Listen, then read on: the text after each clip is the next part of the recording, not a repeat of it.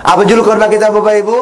Raja mengabulkan permintaan Nehemia. Nehemia 2 ayat 4 sampai dengan 8. Lalu kata raja kepadaku, jadi apa yang kau inginkan? Pada saat raja bertanya demikian, maka aku berdoa kepada Allah semesta langit. Jadi pada saat raja bertanya demikian, dia berdoa. Hal yang sama juga dengan kita. Ketika saudara ditanya hal yang penting dalam kondisi kritis, tindakan kita pertama harus berdoa supaya Tuhan turun tangan mengatasi masalah kita. Tuhan memberikan hikmat untuk kita bisa menjawab secara benar. Nah, inilah dia berdoa. Jadi doa itu tidak harus selalu di ruang doa, tidak selalu harus di gereja. Kapan saja, di mana saja saudara bisa berdoa, seperti Nehemia. Lanjutkan lagi. Kemudian jawabku kepada raja, jika raja menganggap baik dan berkenan kepada hambamu ini, utuslah aku ke Yehuda, ke kota pekuburan nenek moyangku, supaya aku membangunnya kembali. Lalu bertanyalah raja kepadaku, sedang permaisuri duduk di sampingnya. Siapa nama permaisuri ini Bapak Ibu?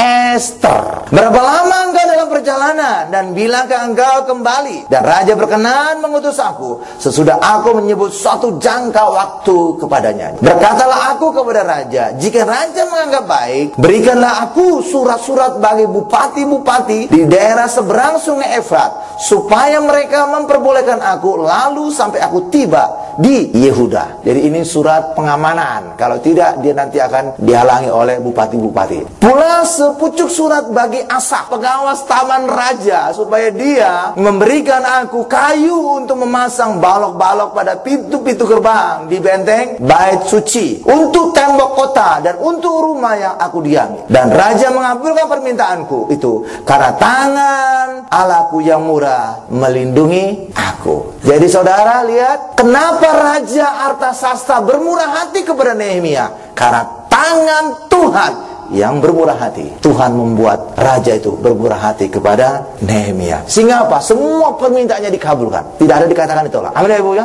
Hal yang sama juga dengan kita Bapak Ibu. Kalau saudara ingin mengalami semuanya menjadi lancar, andalkan Tuhan di dalam masalah saudara. Andalkan tangan Tuhan turun tangan, maka Tuhan akan membuat semuanya menjadi lancar. Orang-orang mendukung saudara. Orang-orang akan menolong saudara. Kenapa? Karena Tuhan menggerakkan hati mereka dengan kemurahan hati. Dan ini juga pernah terjadi di Mesir. Sebelum orang Israel keluar dari tanah Mesir, Allah menyuruh mereka untuk meminta barang-barang kepada orang Mesir. Dan apa terjadi? Allah membuat orang Mesir bermurah hati, sehingga apa? Semua permintaan mereka diberikan. Padahal kalau saudara tahu situasinya pada saat itu, orang Israel itu apa statusnya sebelumnya Bapak Ibu? Sebagai budak. Bagaimana mungkin budak meminta kepada juragannya, dan juragannya memberikan semua permintaan? Kalau secara logik itu susah terjadi. Karena budak kan, orang Israel kan, di Mesir itu budak, hamba. Bagaimana mungkin minta kepada juragannya? Minta emas, minta perak, minta pakaian. Oke, ini dia, silakan. Tidak akan mungkin terjadi Bapak Ibu. Ini bukan kekuatan manusia. Tuhan memberikan kemurahan hati kepada orang Mesir. Amin. Sehingga apapun yang diminta oleh orang Israel, semuanya diberikan oleh orang Mesir.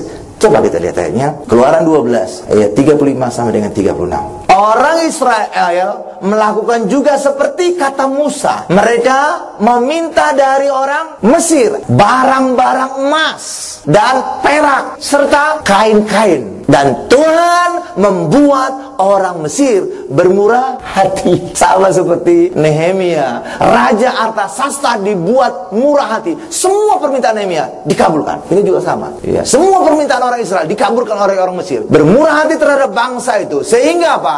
Memenuhi permintaan mereka. Demikianlah mereka merampasi orang Mesir itu. Secara logika ini tidak akan mungkin terjadi. Berapa Ibu? Kenapa? Budak tidak akan mungkin pernah bisa dikabulkan permintaannya oleh juragannya. Amin ya Ibu. Kenapa Pak Tuhan mengizinkan? Pak, itu kan perampasan Pak. Itu melanggar hak asasi manusia Pak. Kenapa Allah mengizinkan orang Israel merampasi segala milik orang Mesir? Karena itulah pembayaran mereka diperbudak selama berapa ratus tahun Bapak Ibu? 400 tahun. Jadi lebih lama dibandingkan bangsa Indonesia dijajah oleh Belanda. Belanda menjajah kita berapa lama? 350 tahun, 3,5 abad. Jadi orang Israel diperhamba berapa? 4 abad. Ini lama sekali itu Bapak Ibu. Dan ketika orang Israel diperbudak oleh orang Mesir, dibayar nggak mereka? Tidak, namanya saja budak. Jadi pembayaran atas diperbudaknya orang Israel, itulah Allah mengizinkan orang Israel pada saat keluar dari Mesir merampasi segala milik orang Mesir. Amin. Itu adalah pembayaran upah mereka selama 400 tahun diperbudak oleh orang Mesir, plus bunga-bunganya. Itulah sebabnya Bapak Ibu, pasti segala milik orang Mesir itu mereka rampasi. Dan saudara jangan bayangkan Mesir itu seperti negara miskin. Tidak. Pada saat itu Mesir adalah negara superpower. Jadi saudara bayangkan seperti Amerika sekarang. Jadi saudara bisa bayangkan Amerika itu memberikan seluruh hartanya, misalkan kepada orang Indonesia gitu. Betapa berlimpah ruahnya kita. Mungkin cincin diminta, cincin berlian minta. Pokoknya semua cincin, semua jari ada cincinnya. Pokoknya Hotman Paris Hutapea lewat. Jadi semua dirampasi. Apa buktinya juga? Kekayaan Mesir demikian banyak dirampasi oleh orang Israel. Apa buktinya? Buktinya orang Israel mampu membuat patung lembu emas di kaki Gunung Sinai. Kalau tidak, dari mana itu emasnya? Benar Bapak Ibu? Amin Bapak Ibu. Tetapi apa makna yang bisa kita petik dari kisah Nehemia dan orang Israel di Mesir ini? Andalkan Tuhan. Supaya apa? Tuhan bisa membuat semua orang yang saudara hadapi, semua rekan bisnis saudara, semua orang-orang bisa bermurah hati kepada kita. Supaya apa? Saudara sukses dalam usaha pekerjaan. Amin Bapak Ibu. Sekarang kita masuk pada bagian yang kedua. Nehemia berdoa kepada Allah. Tetapi pada saat Nehemia berdoa, itu adalah pada saat raja sedang bertanya kepada dia. Jadi Nehemia berdoa pada saat itu juga. Dan dari sini kita bisa belajar bahwa doa tidak harus dalam suatu ruangan khusus, tidak harus dengan cara khusus, tidak harus dengan waktu yang khusus. Jadi tidak harus 1 jam, tidak harus 15 menit, tidak. Kapan saja saudara, di mana saja, saat itu juga saudara bisa berdoa seperti Nehemia. Coba kita lihat kembali doa Nehemia 2 ayat 4. Lalu kata raja itu kepadaku, jadi apa yang kau inginkan? Nehemia tidak langsung menjawab, tapi Nehemia berdoa dulu. Seketika juga dia berdoa. Maka aku berdoa kepada Allah semesta langit. Dari sini kita bisa belajar bahwa doa bukan dengan cara tertentu, bukan dengan waktu tertentu, tapi kapan saja kita bisa berdoa. Amin Bapak Ibu. Bukan dengan harus kita pintar ngomong, merangkai kalimat demikian indah seperti puisi. Tidak Bapak Ibu. Kalau doa harus indah seperti puisi, maka seniman semua yang masuk surga. Kan mereka yang paling pintar merangkai kalimat-kalimat. Benar Bapak Ibu? Iya, W.S. Rendra yang masuk surga. Kita lewat semua. Boro-boro Pak merangkai kalimat Pak. Wah, ngomong aja sudah gagap. Haleluya. Iya, Bapak-bapak karena itu juga jangan minder untuk berdoa di rumah. Bapak-bapak adalah imam. Kadang-kadang Bapak-bapak, Mama aja yang doa. Mama pintar ngomong, bisa merangkai segala macam. Iya, saya ingin katakan Bapak Ibu, emang pada dasarnya wanita itu pintar ngomong. Karena ada satu penelitian ilmiah bahwa laki-laki katanya punya stok setiap hari perkataan 50.000, sedangkan wanita 100.000. Itu penelitian ilmiah loh Bapak Ibu. Ya, itulah sebabnya. Kadang-kadang di sini ada masalah. Karena ketika suaminya kerja di kantor, 50.000 stok ucapan tadi sudah habis. Sedangkan ketika dia pulang ke rumah, istrinya masih punya stok utuh 100.000 Bapak Ibu. Sedangkan suaminya sudah habis. Itulah sebabnya kadang-kadang bapak-bapak ketika pulang ke rumah, istrinya ngajak ngobrol, harga bawang sudah naik, harga bensin sudah turun besok, dan segala macam Bapak Ibu. Suaminya ngomong apa? Nggak ngomong lagi, baca koran. Mama atur aja. Kenapa? Udah habis stoknya. Sedangkan istrinya masih banyak stoknya. Itulah sebabnya ngomongnya sudah lancar Bang. Itulah sebabnya kalau saudara tidak saling pengertian, masing-masing bisa punya pandangan negatif. Suaminya berkata, istriku di rumah bawelnya minta ampun. Lalu istrinya juga berkata sebaliknya, suamiku sekarang dinginnya minta ampun, nggak pernah ngomong, baca koran terus ngomongnya udah kayak ngeden aja. Bapak Ibu, itulah sebabnya saudara harus siasati. Lalu bagaimana? Jangan habiskan stok ucapan kita. Iya, ketika istri saudara pulang ke rumah, sadari istri saudara mesti full stok. Iya, jadi minimal saudara sisain sedikit 1000 perkataan. Apa? Harga bawang naik? Tenang aja Mama, gaji saya juga lagi naik. Minimal disauti lah, jangan iya Bapak Ibu, amin. Jadi saudara bisa siasati demikian, maka saudara bisa selalu ada damai sejahtera di keluarga. Amin. Jadi suami tidak berkata, istriku di rumah bawelnya minta ampun. Istri juga berkata, suamiku sekarang di rumah dinginnya minta ampun, nggak pernah mau ngomong. Haleluya Bapak Ibu. Karena itulah mari kita siasati kondisi ini supaya terus ada damai sejahtera di dalam keluarga kita. Amin. Jadi Nehemia dia berdoa pada saat itu juga Bapak Ibu. Itulah sebabnya bagi kita juga hari ini doa tidak terikat oleh cara apapun. Saudara jangan silau dengan cara orang yang sujud yang demikian kusuk berdoa. Belum tentu itu doa sungguh-sungguh Bapak Ibu. Di di hadapan Allah? Belum tentu. Dan saudara bisa memperbandingannya dengan doa Elia. Dikatakan dalam Yakobus 5 bahwa Elia orang biasa, dia bersungguh-sungguh berdoa pada saat dia minta tidak turun hujan. Lalu ayat berikutnya, lalu kemudian setelah 3,5 tahun Elia berdoa lagi, tapi tidak ada kata sungguh-sungguh, minta turun hujan, dan kemudian Tuhan memberikan hujan tadi. Tetapi tidak ada kata sungguh-sungguh. Kenapa? Padahal caranya, kalau saudara lihat ayat aslinya dalam Raja-Raja, justru doa pertama untuk minta kemarau tadi terkesan bukan doa. Karena pada saat itu Elia bukan lagi berdoa, tapi lagi marah-marah ngomeli Raja Ahab. Hai Ahab, kamu sudah berdosa bersama dengan orang Israel, maka aku berkata tidak akan turun hujan selama 3,5 tahun. Itu bukan berdoa itu bagi banyak orang. Berapa ibu? Lagi ngomel, lagi ngancam raja. Tapi justru ini yang dikatakan oleh Yakobus, oleh firman Tuhan, sebagai doa yang sungguh-sungguh. Kenapa?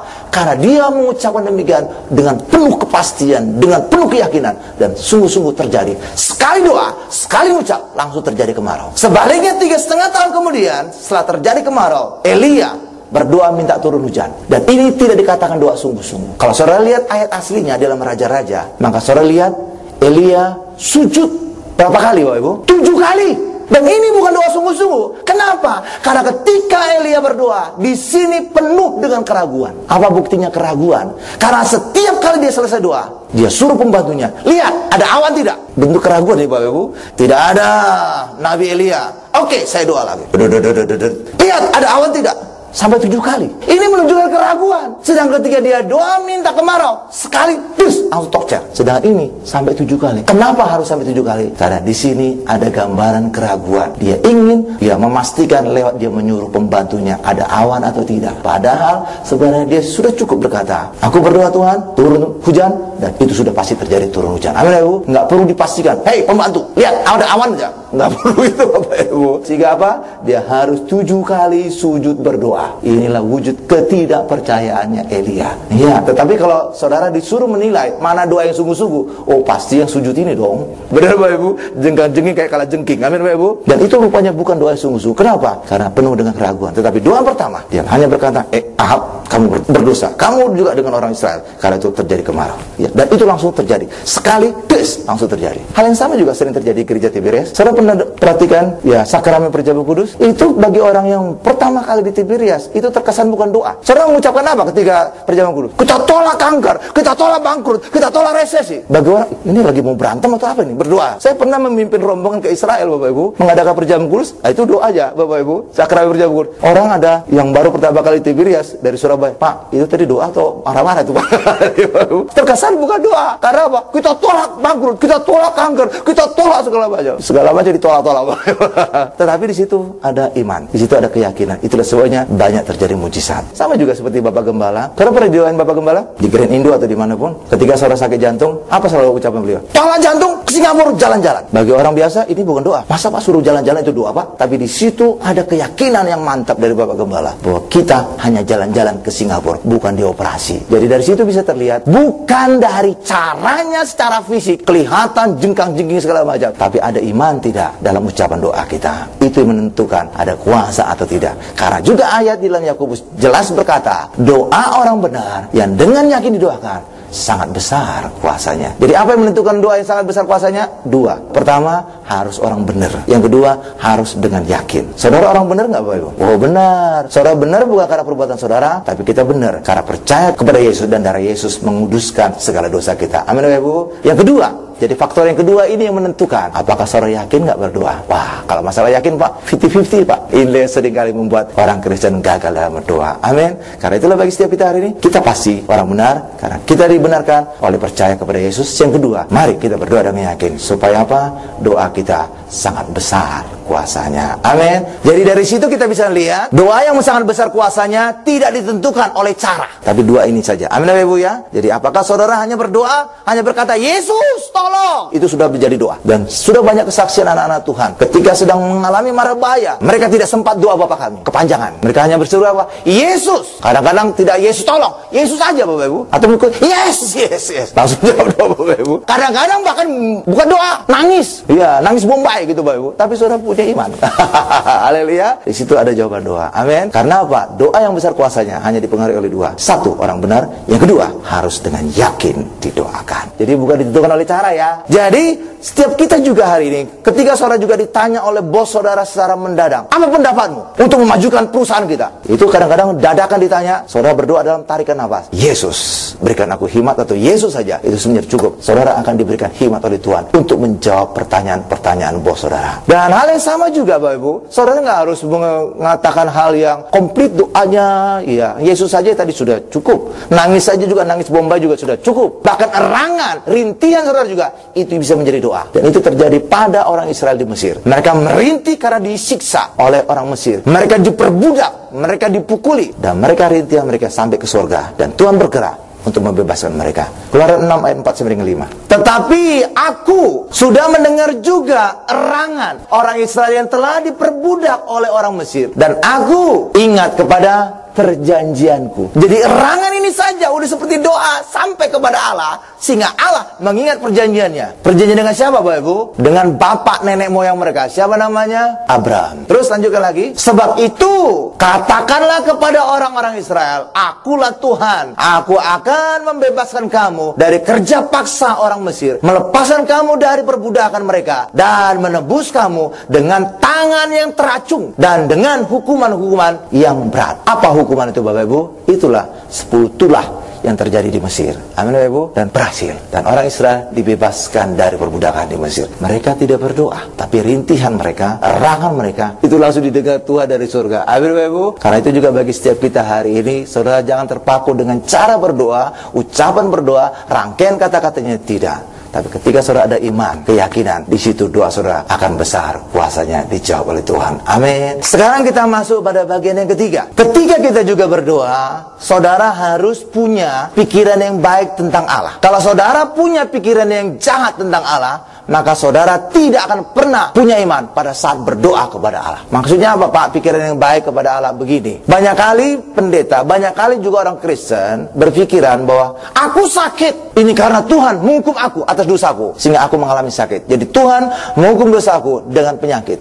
Aku bangkrut, oh ini karena Tuhan menghukum dosaku dengan bangkrut, dengan resesi, dengan masalah. Nah ini namanya berpikiran negatif kepada Tuhan. Kalau saudara punya pikiran negatif kepada Tuhan, saudara tidak akan pernah punya iman untuk berdoa untuk pemulihan masalah saudara. Lah iya dong, kalau saudara sakit karena hukuman Tuhan, bagaimana saudara bisa berharap untuk disembuhkan oleh Tuhan? Orang Tuhan saja yang membuat saudara sakit. Itulah sebabnya saudara harus punya pikiran yang baik tentang Tuhan, supaya saudara punya iman bahwa Tuhan akan melepaskan kita dari segala masalah kita. Kalau saudara punya pikiran yang baik kepada Tuhan, bahwa aku adalah anak yang dikasihi oleh Tuhan, maka ketika saudara sakit, saudara bisa berkata, sebentar lagi Tuhan akan turun tangan, Bapakku akan turun tangan, menyembuhkan aku. Kalau saudara punya pikiran yang baik tentang Allah, ketika saudara menghadapi resesi, saudara bisa berkata, aku percaya Bapakku yang baik yang mengasihi aku, sebentar lagi akan memulihkan usaha pekerjaan. Jadi ketika saudara punya pikiran yang baik, saudara selalu punya iman untuk pulih dari masalah saudara. Tetapi kalau saudara pikiran negatif tadi, aku sakit karena Tuhan menghukum dosa-dosaku, aku resesi karena Tuhan menghukum dosa-dosaku,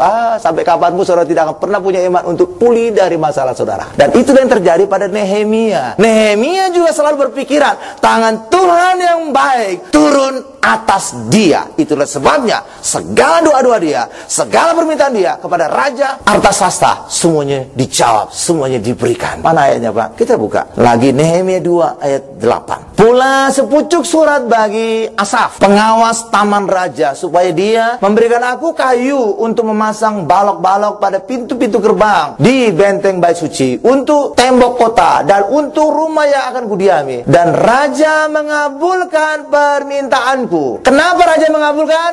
Lihat kata karenanya. Karena tangan Allahku yang murah melindungi aku. Jadi raja mengabulkan permintaan Nehemia. Kenapa Bapak Ibu? Karena tangan Tuhan yang murah melindungi aku, menaungi aku. Amin Bapak Ibu. Inilah berpikiran baik tentang Allah.